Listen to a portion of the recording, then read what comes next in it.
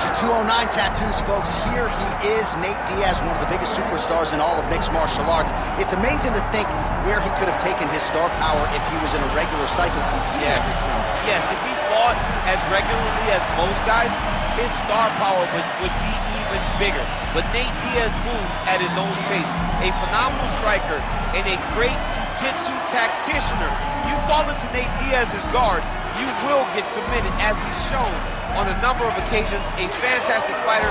Welcome back, Nate Diaz. You're not going to out-cardio these Diaz brothers. You're not going to out-tough Nate Diaz. And once again, he is facing top competition here tonight. We'll see how it goes for Nate Diaz here in his UFC return. Nate Diaz enters the octagon with his mind set on one thing tonight, that UFC championship belt.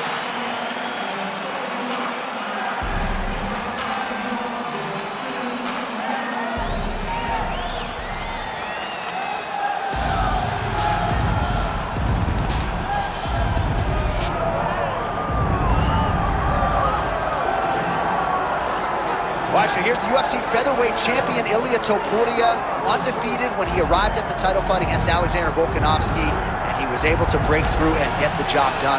There is an undeniable sophistication to his game. He is a layered striker. He can grapple, he can wrestle. I haven't seen anything resembling a weakness on film, but I think his greatest asset is his ability to stay calm, cool, and collected in combat, and also to exercise some patience when it comes to pursuing a finish. He's one of the best finishers in the division, but it is never forced, it is never bat out of hell, and that's why right now he's the hunted and not Volkanovski at 145 pounds.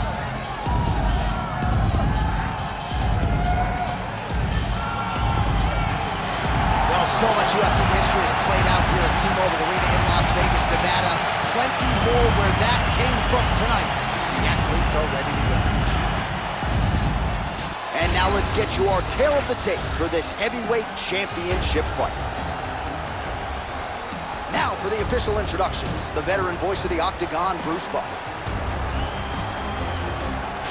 Ladies and gentlemen, this is the main event of the evening.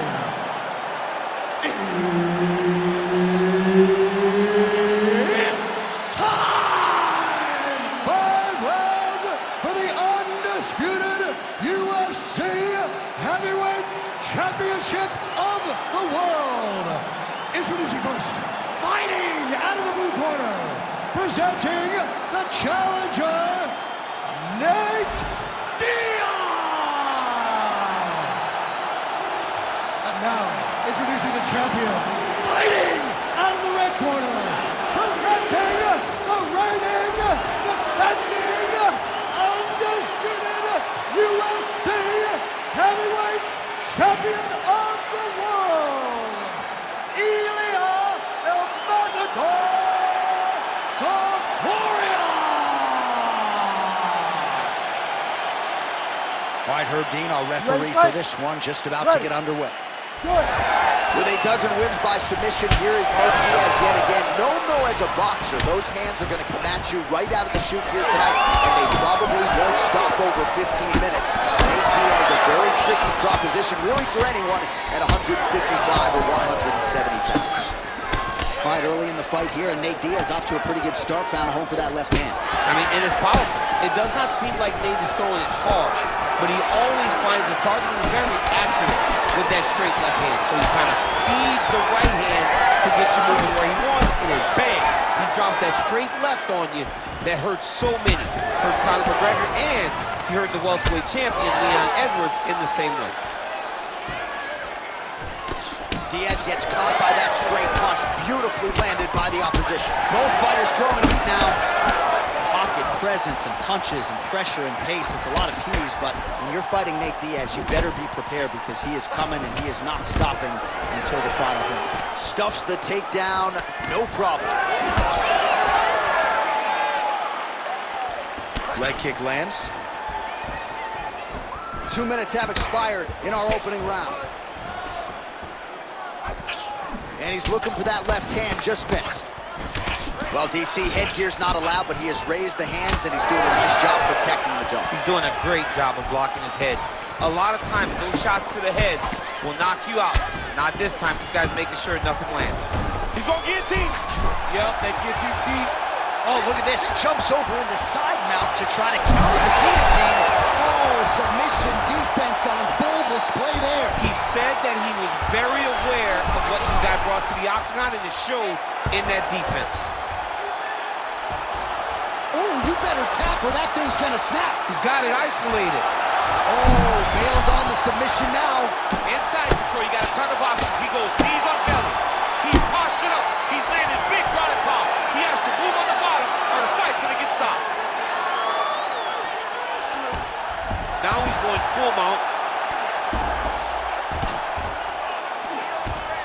Nice positional control here. Well, he's got his back now, really maximizing his shots here on the ground.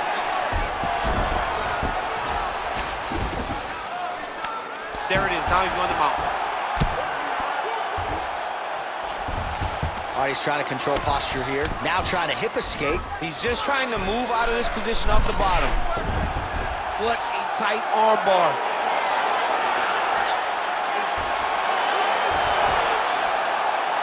Oh, that's got to be it. Oh, he escapes. He got out. Wow, that is great submission defense. Round two is next.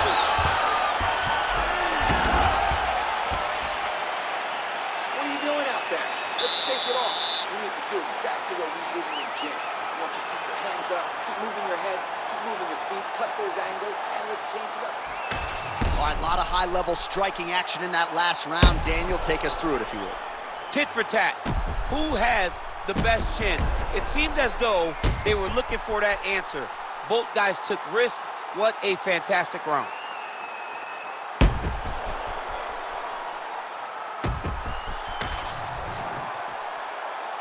Ready. Ready. Here we are, early round two. Oh, beautiful jab from Nate Diaz. If he gets that weapon going early, could be trouble. Yeah, he starts touching you with the jab over and over again, and then when he starts to let that right hand fly, you start to see real big reactions from his opponents. Well, he continues to manage distance beautifully and take advantage of that edge and reach. Back to the feet. There's the left hand from Diaz. Oh, stuck in the guillotine. Oh, he's out. Close guard. Nasty elbow lands for this guy. Diaz gets back up. Oh, no denying that he rocked him, but couldn't quite get the finish. He hurt him real bad, but he couldn't find the shot that would put him to sleep. He threw a lot of punches, but he couldn't get the one to land on the button that would end the night. Topuria is bleeding from the mouth now, a cut there on his lip. That doesn't look like fun.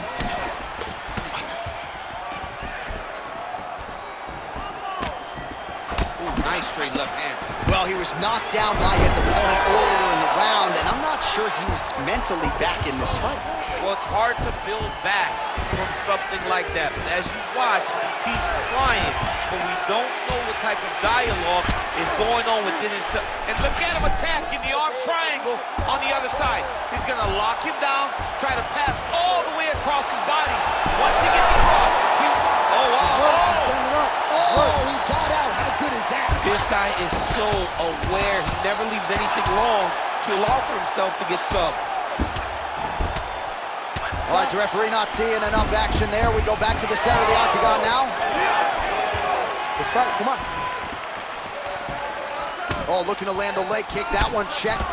Well, hard to imagine we would get this late in the fight and have the BJJ practitioner not attempt a single takedown. What gives? I have no idea. He's not even tried to get this fight to the ground. I don't know what's happening, or maybe something happened earlier in the fight that's deterred him from fighting the fight that we have come to expect from this guy.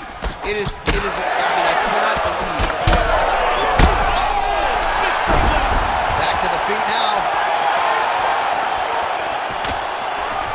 Oh, he jumped guillotine right away. That guillotine is very tight. Big big strikes continue to land. Yes, smart adjustment, yep. Fight back! Fight back! Final seconds here of round 2.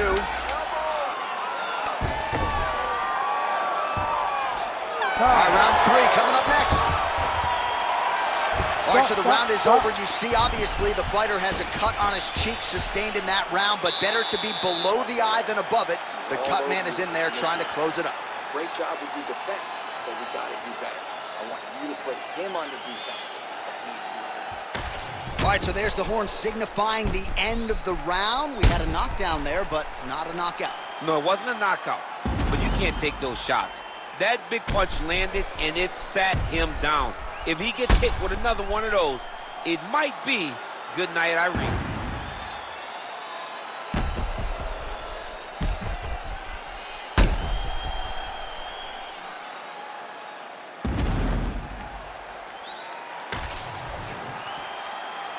You ready to fight? Ready. Good. Here we go, third round of this championship fight.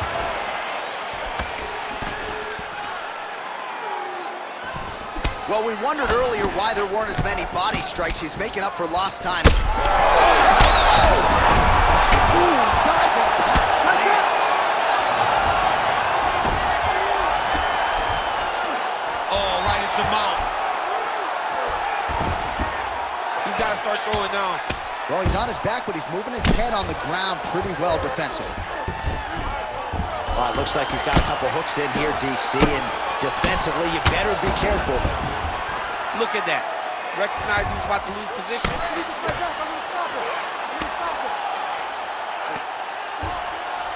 Oh, great ground shot there, and that one opened him up. Oh, excellent pressure here from top position by Diaz.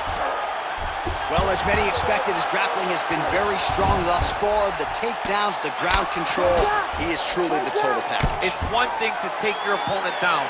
It's one thing to control him, as we have seen him do over the course of this fight. 3 minutes to go.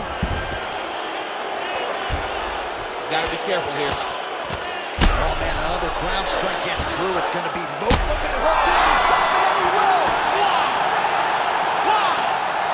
What a fight.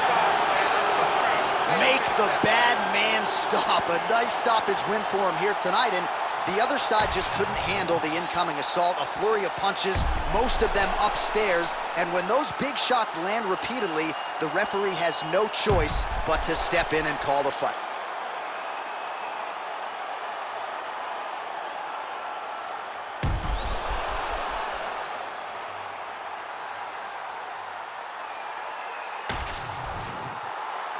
All right, here's Bruce Buffer now with the official decision.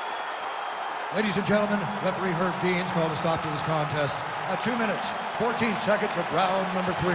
Declaring the winner by TKO and new undisputed UFC heavyweight champion of the world, Diaz.